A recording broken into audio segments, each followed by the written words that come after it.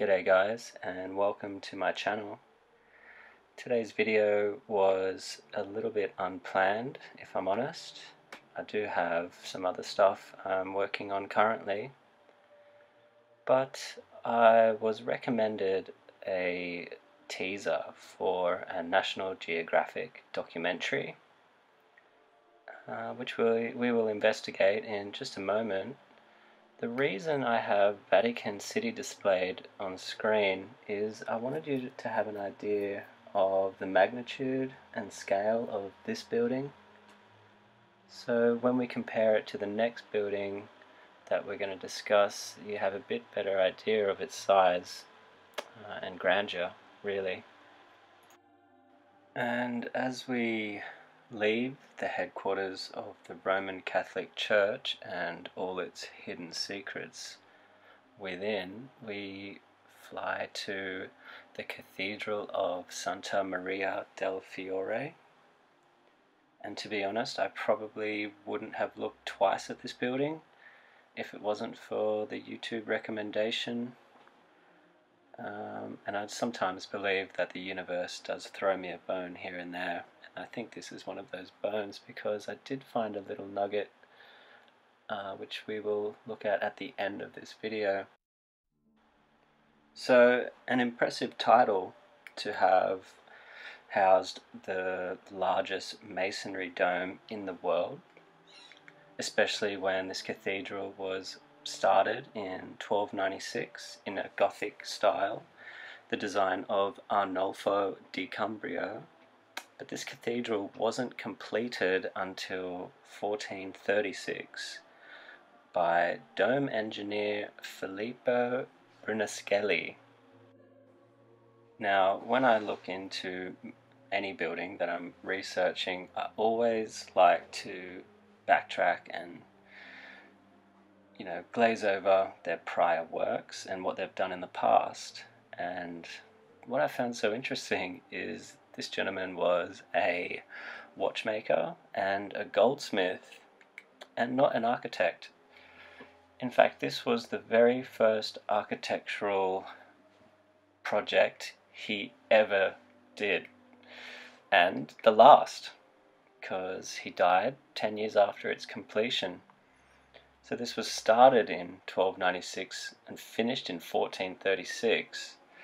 Now let's just remember that the White City was built within 18 months, so they say. On screen now is Filippo Brunelleschi himself, said to be the founding father of Renaissance architecture, which is a big statement considering he wasn't an architect, but the historical narrative paints him as that, and let's have a look at that narrative now. Imagine this. It's 1418 in Florence, Italy. You've been challenged to build a great dome for the Santa Maria del Fiore, one of the grandest cathedrals ever built. And you have no formal architectural training. No pressure, right? For Filippo Brunelleschi, a goldsmith and clockmaker, it was the opportunity of a lifetime. He considered the challenge carefully.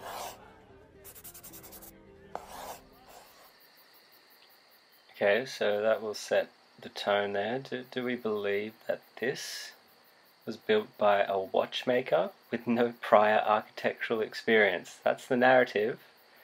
So we're going to move on to the next part of this teaser here.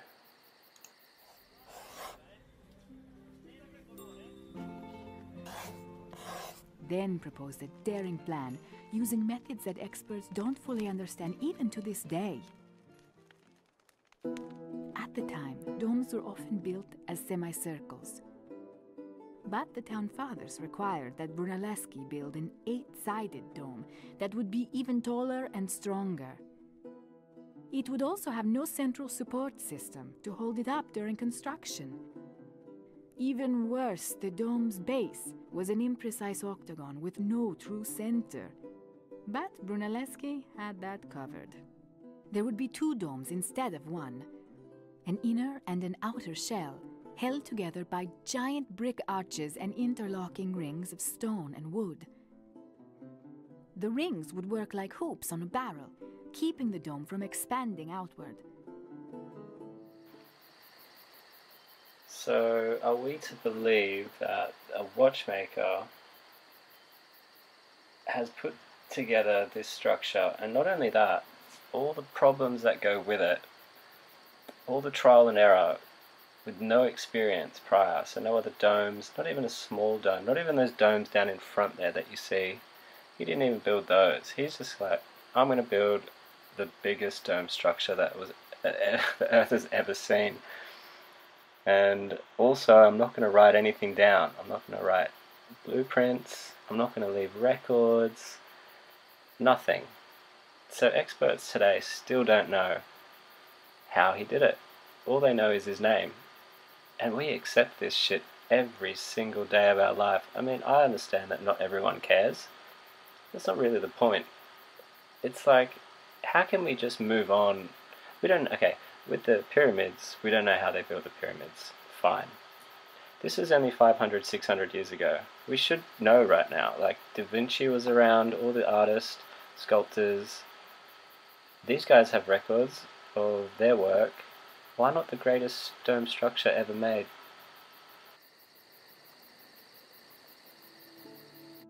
To move heavy loads hundreds of feet up, Brunelleschi designed ingenious new machines, including an ox-driven hoist and massive lifting devices far ahead of their time. So, revolutionary design?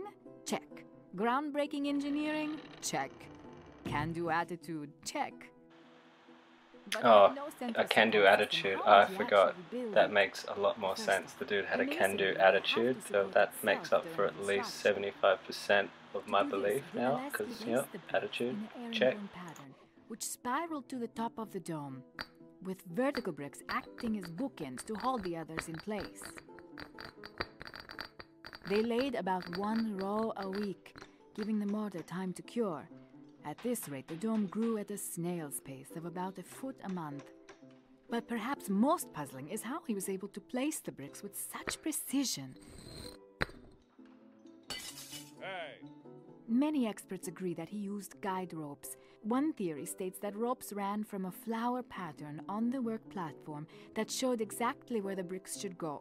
Another has ropes running from the dome's center, tracing a series of cones that grew smaller as they ascended to the top.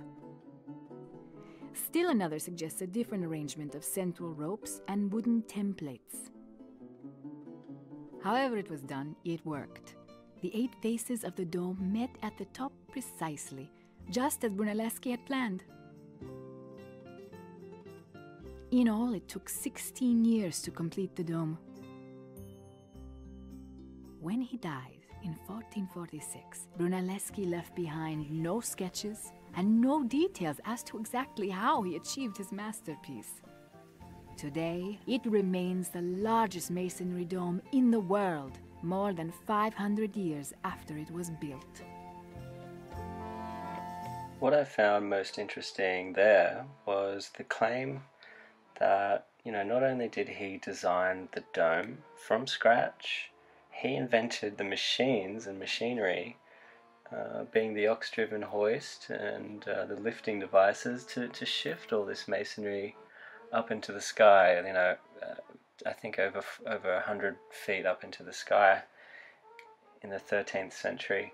So that's around 40,000 tons of red brick, or 4 million bricks roughly, or so they say.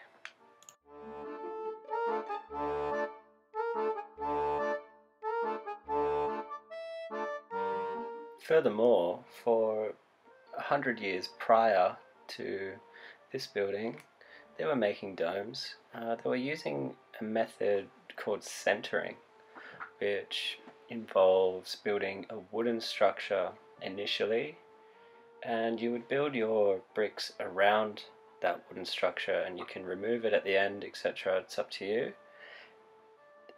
Usually they wouldn't. They would keep the structure there to give it extra strength.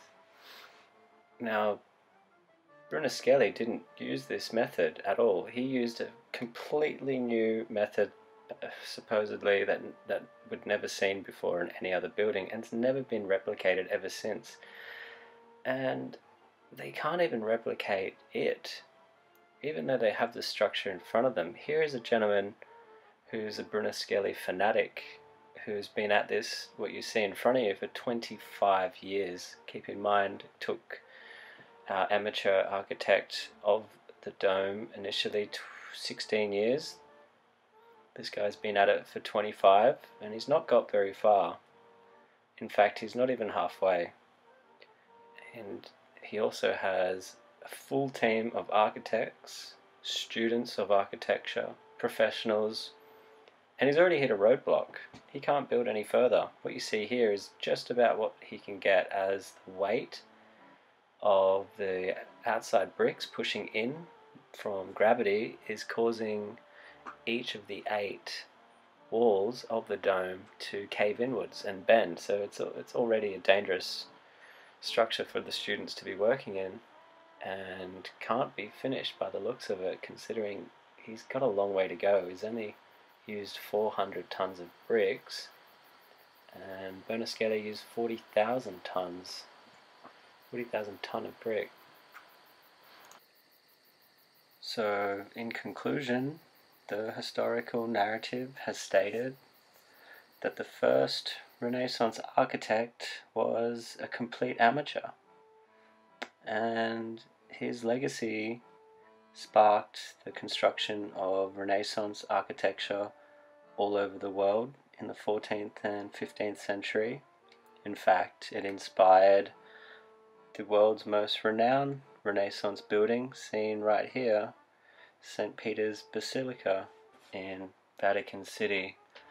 And to think that Michelangelo and such were inspired by a clockmaker goldsmith with no prior work and no work after his one building, it's another very far-fetched story that we're fed with the bullshit spoon, and we accept and teach in schools every day, so that's just how it is.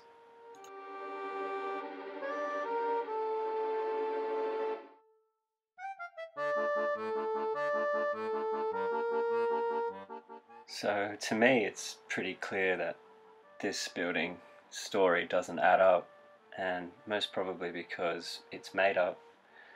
And this building was built by a prior civilization to ours anyway.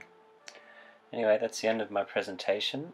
I did promise a little nugget that I found when I was looking for some Tartarian influence in the area, and I was on Google Earth looking at the cathedral that we've just discussed, and I just happened to nudge it down here somewhat.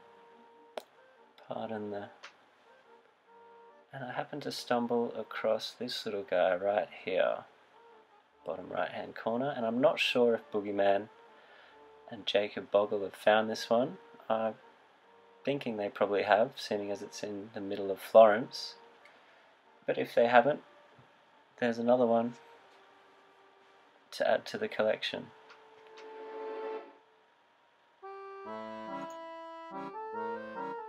So thanks again for sticking around. If you have, a like would be much appreciated.